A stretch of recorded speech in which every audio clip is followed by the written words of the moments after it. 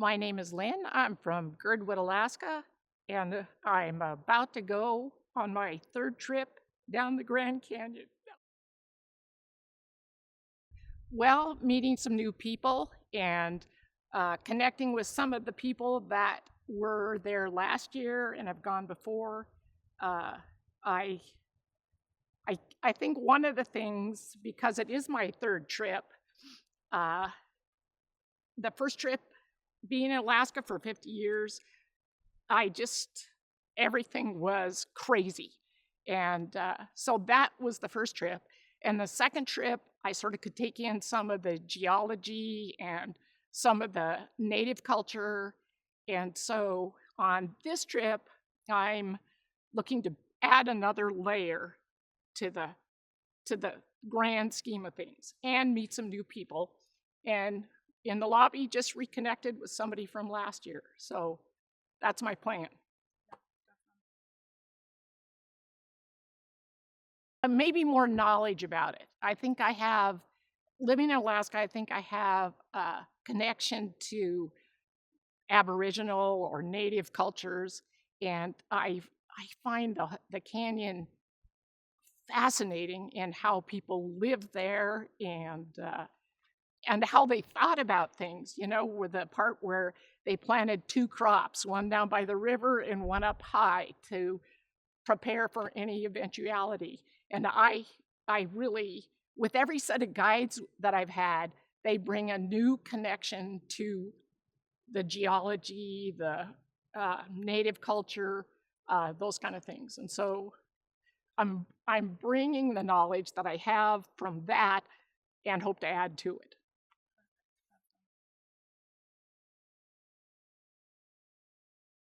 The only apprehensions I have, I grew up in Montana, so there's lots of snakes and that kind of thing in Montana, so I had a little background there.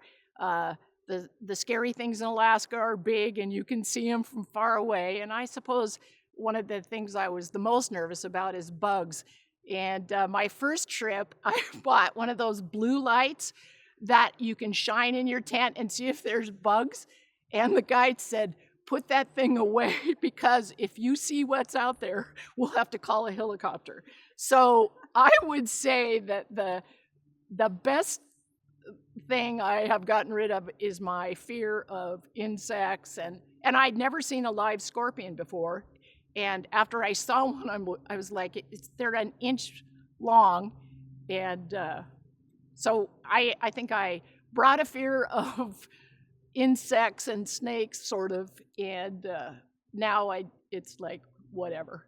I've had a lot of water experience, so I guess maybe on my first trip I was in the paddle boat, and I had just come back from another river trip, so I hadn't been in the paddle boat a lot, and so I said we take turns, and so I said, well, I'll go today, and so the guide said, well, when we get to Lava Falls, and I'm like, Lava Falls?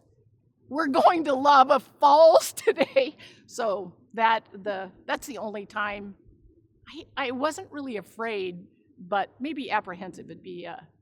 And the other thing, the guides do such a great job preparing you for what's coming and how to get yourself out of trouble if you're in trouble. Everything is just, it's easy if you're a guest. I had to develop a new skill about pooping in the wilderness on the Grand Canyon and peeing in the wilderness and brushing your teeth in the wilderness. And I think that's another thing that's really great about this trips is the care that the company takes to make sure that you're taking care of the wilderness, and the explanations of parts of the river that are sacred to the people that were down there. And the more living in Alaska, we're very protective of our area, and I think the more we educate people in a fun way and show them that how you take care of the wilderness or the special places that you want to be there 100 years for your grandkids or whoever, that's super important.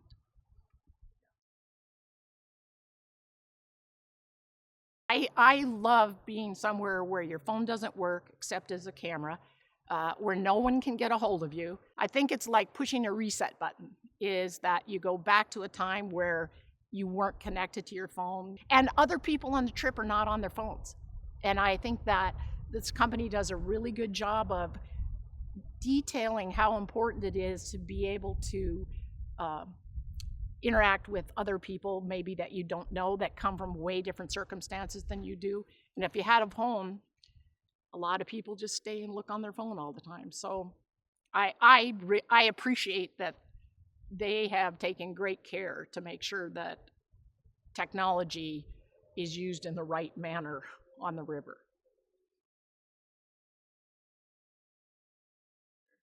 Well, I think a lot of times it's adventure is taking yourself to the edge of discomfort in some way, uh, not necessarily in a fear way, but am I going to be warm enough? Can I carry this pack? What happens if I fall out of a raft? I like I like that the edge of things, and I've really tried to live my life that way. Is that I like the kids that I taught and coached. I want them always to be looking for the edge of whatever discomfort that is, whether it's in the wilderness or something else. And uh, I think it just makes life real. Or I I guess the one thing I would say about your first trip on the Grand Canyon is don't don't try to remember everything the guide says or everything you read in the books. Take it in and figure out where it fit when you're finished taking it in. Enjoy the color because you won't see that again. Enjoy the water because it may be your only time that you do this. And there's so much information, and just be willing to take in what you can. Go look up or go back to stuff after you get off the river. Don't spend your river time trying to be caught up on things. Spend your river time looking at things and touching things and feeling warm and feeling freezing cold and all of those things that you can't get out of a book, and then go back and go, well, what did he say about this area, or what kind of rock was that, or those kind of things. Do that after the fact. Be present when you're in the canyon. I think, well, I like them all, but I think the my favorite rapid has been Lava Falls, and the when we went through that first time in the paddle raft, we missed the line a little bit, and as it came around out of the wave area, we are really close to the rocks where I'm like, oh, oh. And then we came out of it and we were just fine, and pulled over to where this hot springs comes down onto the river, and just sat under that hot springs after Lava Falls, and it was awesome.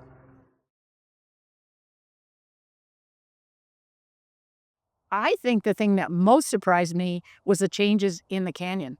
And having, uh, having been there 6 years ago and then there last year, I didn't really notice any changes from 6 years to last year. And this year, uh, the patio, there'd been a rock slides on the patio. So there were rocks all over the flat surfaces. That wasn't there. And then we usually hike way up Havasu, and that flood washed out the trail on, well, basically the way you got to the upper valley up there, and that was amazing. The water's still beautiful blue, but that change I think was incredible. Those are the, that was the surprises I think, and then some of it's just the same, which is comforting. This trip, I finally got the whole canyon put together. The first year is, what is all of this? And a little bit, you understand a little bit of the geology. And the second year, the geology looks familiar and you hear parts of it again. And I think this trip, it just finally all came together, and and I got it. So those were the big things for me. The other thing, the guides were some of the guides I'd been on every trip with, so that was really fun. Uh, Amazing, amazing group of guides, and their worldwide experience, for instance, like Jim, who's rode all over the world, and just like Lorna, who was one of the first women boatmen, and what she had to do to accomplish what she's done in that thing, uh, that all of that came together, and then throw Ed in the mix as the head cook, it just was a great, great trip. I was really comfortable in the rapids this year and liked it. There was some tricky stuff, I think, because of water level, and one of my favorites was Horn, and the guides just spent a long time how they were gonna run it, and this and that, and Lorna decided she was gonna run it right down the center, and Faye hadn't quite. I was in Faye's boat, and she hadn't quite made up her mind, and then she said, Lorna's going center, I'm going center. And it was after you got over the 2-story drop, as you go over the top there, it was a perfect run right down the middle, great waves, lots of fun. So I think that was my favorite. Um, and not, Lava Falls is fun. It gets talked up to be a really big thing, and I think the stuff upriver was probably more complex, but I like all of that. I think it's a very peaceful place in a weird way because it's very dynamic in the changes, but it's still there after a billion years, and I think re-entry for me is always really hard, and so I think I'll just take away the calm, the peace, the beauty, the incredible building of the place. I mean, this layer is 150 billion years old. This layer is only 800 million. And I think puts your world in a little bit of perspective. I think anybody that has a chance should take advantage of going down there on the river. It's a good thing for kids to do. It's a good thing to center yourself. Um, I'm not sure you realize I don't know, majesty of parks and things unless you get in them, and this is a big one. I mean, when you think about it, it's everything about the world is down there in its development and things like that, and then the people that survive down there. I think that's the takeaway, is that if you have an opportunity, you should take it, and the other thing I think that's amazing is that there's been so many projects that have come up that would have ruined the canyon that have been shut down. And that says a lot about the people that care about the canyon, and I guess the Park Service maybe too, is that that care about it will, I think, keep it for a long time.